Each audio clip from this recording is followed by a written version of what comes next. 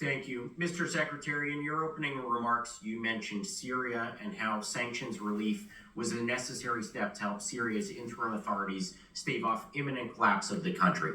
Can you expand on how sanctions relief is being used to advance U.S. policy objectives, and also discuss potentially what conditions have been placed on Syria's interim authorities for that sanctions relief, including but not limited to things like protection of religious minority groups and counterterrorism cooperation? Yes. Well, first of all, let me say that Syria is, in many cases, when it comes to stability, the most important country in that region. And the region will tell you this. If Syria is unstable, the region becomes unstable.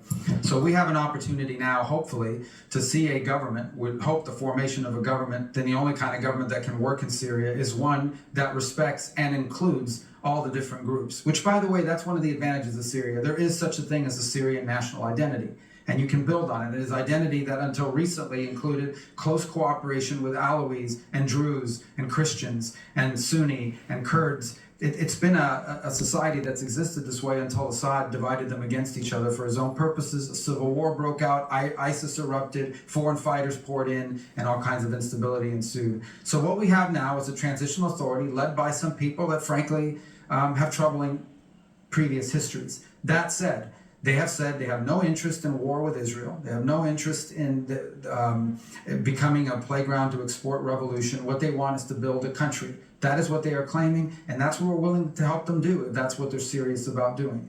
So what sanctions relief, as has been proposed by the president, allows immediately is for partner nations in the region to be able to provide them the aid they need to do things like provide a government, provide municipal services, improve their telecommunication systems, all the sorts of things you need to build a nation state and show the people of Syria there's a path forward towards progress.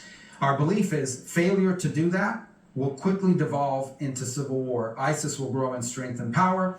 Pro-Iranian groups that are being fomented will increase their activities to destabilize. And then you've got a big problem on your hands because now you have Syria once again becoming a playground for foreign fighters, jihadists, terrorists, and the like that threaten not just Israel, not just their neighbors, but ultimately the United States. I will say why it furthers national interest. Again, this is not going to be easy. No one should pretend this is going to be easy because it's not. But if Syria could somehow be stabilized now and for the foreseeable future, what it would mean for Lebanon, what it would mean for Jordan, what it would mean for Israel, and what it would mean for the broader stability of the region is extraordinary. It is a historic opportunity we hope comes to fruition. We're going to do everything we can to make it succeed. We hope that it does. But it does have to be conditioned on them continuing to live by the commitments I've just outlined that they've made verbally. Now we need to see it in action. Thank you.